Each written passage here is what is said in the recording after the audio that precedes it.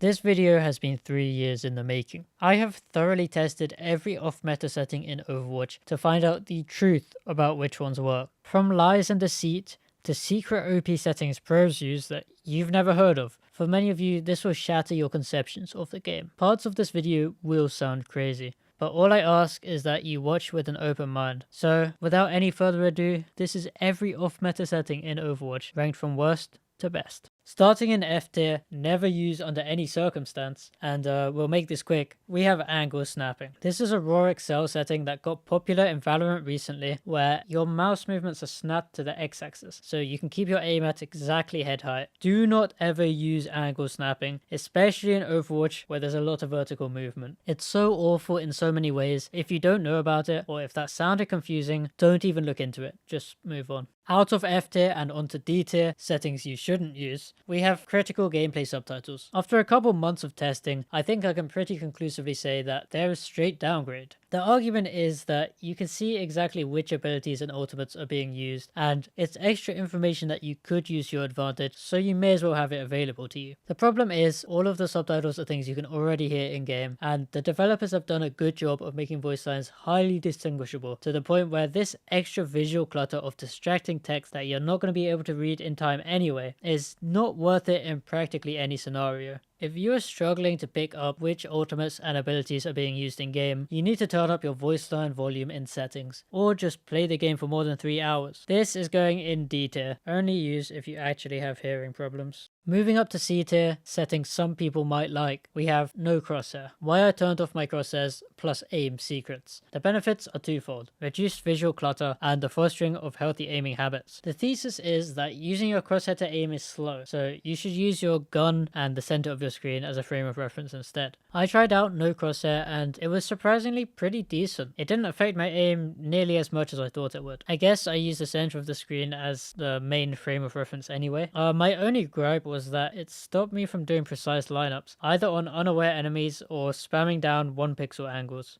Ultimately, I came to the conclusion that there is next to no benefit of running this over something small and unobtrusive like a dot. That said, for new players who overly rely on their crosshair, this setting could be a helpful training exercise, and for most characters, this is certainly a completely playable setting. For example, LH Cloudy uses it on Ryan, and there's zero reason you shouldn't at least try it on the likes of Mercy, Brig, or even more aim-based characters like Junkrat. Also in C tier, we have inverted mouse, whereby your mouse is flipped on the y-axis. If you're already used to this from playing flight sims or something, there's no reason not to keep it, but there's also no benefits from switching to it other than the extra time you get in exams for your crippling disability. There is a CSGO pro who uses it. It's certainly playable, but I personally could not use it from all the muscle memory I'd built in the past. C tier.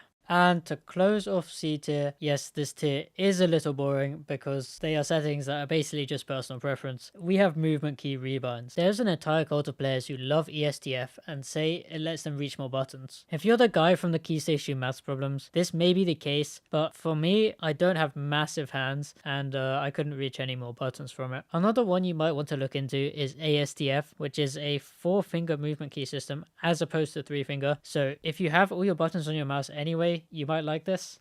We have made it to B tier. This is where things start to get cool. First up, we have ugly graphics. This involves turning down everything graphical, including your resolution, but not refresh rate, to the lowest possible setting. The claim is, from a competitive standpoint, there is effectively no downside to lower settings because the loss of visual detail doesn't impact gameplay in any meaningful way once you get used to what everything looks like. And by turning down your settings, you get the obvious benefits of more FPS and less input delay. This has a proven track record after Snillo from the Philadelphia Fusion and Fusion University dominated on these settings for a long period of time. 1024 by 768 on 50 render scale is crazy. He was literally playing with black bars. But from a competitive standpoint, it could theoretically be optimal. After trying maxed out ugly graphics, I think I might have become a fan. You get the massive red outlines and everything just feels smoother. B tier, definitely worth trying, but not for everyone. Also worth trying in B tier, we have DPI switching. This is when you have two sensitivities you switch between while playing, using the DPI switch on your mouse. The idea is that it allows you to run an insanely low sensitivity for a high precision aim, but if you get jumped, you can use your high sensitivity to turn around and react quickly. Arguably the greatest Honor player of all time, Jae-Hong, used a DPI switch throughout his career, including points where he was widely considered the best player in the world. An entire generation of Korean flex supports, including the likes of Jonak and Izzyaki, use these settings to this day. So DPI switching has quite the precedent of success, but is it actually any good? Well, unfortunately, this was the one setting I actually couldn't try out in game, because neither of my two mice have DPI switches on the top or the side. Therefore, I can't put it any higher than B tier, and I'll have to leave it to you to try out for yourself and report back to us in the comment section if it's any good or not. And for those like myself who don't have the right mouse for this, there is a similar alternative that I will cover later in the video, so stay tuned. To round off B tier, we have hero-specific sensitivities. Different heroes are better on different sensitivities, so if one were able to get used to multiple sensitivities at once, it would be optimal to run a range of sensitivities depending on your hero. Probably the most accomplished Overwatch League player ever, Prophet, famously uses a much higher sensitivity for Tracer than other characters. This approach is actually shockingly popular amongst Korean flex DPS players, despite remaining less prevalent in the West. Having tried it multiple times, I've never ended up running this as a main setting, because while effective for many, I still struggle with switching sensitivities mid-game. Don't let that discourage you though, because it clearly works well for many top players and is a powerful tool in the right hands.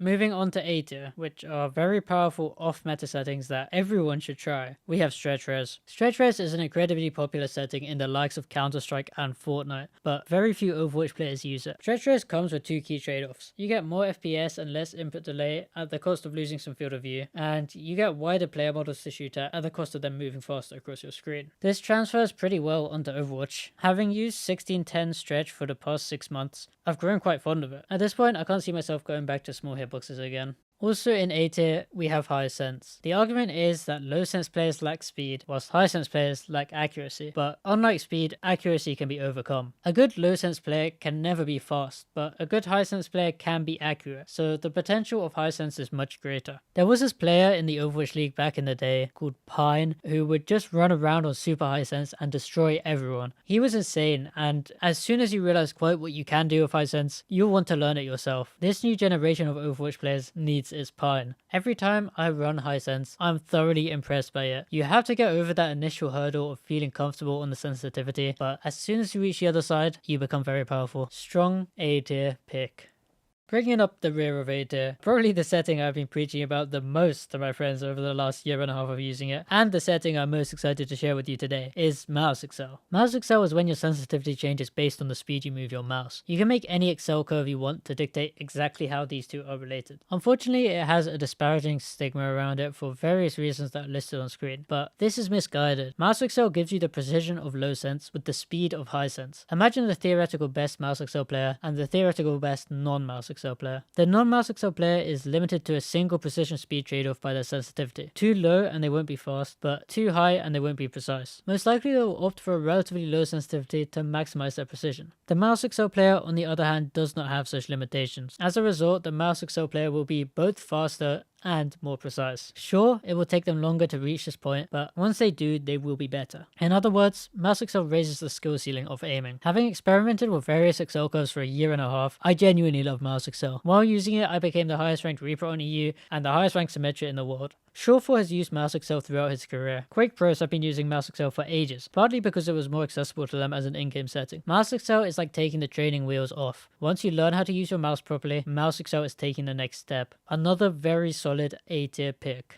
We have finally made it to S tier. These are the off-meta settings that everyone should use, but no one does. People either don't know about these settings or misunderstand them completely. After literally years of experimentation, these are the holy grail of off-meta settings. First up, we have mouse sensor rotation. If you close your eyes and move your mouse back and forth from left to right, there's a reasonable chance your pointer is moving at least somewhat diagonally. This angle depends on the orientation of your mouse sensor. Because of how we sit, most people don't hold their mouse perfectly straight to their desk, so their brain has adjusted to compensate for this angle when aiming. To get raw, unfiltered aim, you can software rotate your sensor so that the natural left and right correspond to the actual left and right on screen. I would highly recommend this to everyone, especially if you aim with a strong rotation. It's a relatively small thing, but it helps. To close off this tier list, we have screen shake. People are often shocked when I tell them that I play with screen shake on. It certainly has a bad reputation as a purely casual setting for greater immersion at the cost of visual clarity and your aim. Yet none of these people have actually tried it for themselves. The Overwatch devs have done a great job of creating a non-casual screen shake setting, one that will never mess up your aim and does not reduce visual clarity in any meaningful way. Instead, Overwatch screen shake simply makes it more obvious when you're taking damage. In my opinion, this is basically a straight upgrade. Try it for yourself yourself and tell me what you think. And that's a wrap. Please share this video with any friends who might be interested in experimenting with some of these settings. And yeah, thanks for watching. Have a great rest of your day.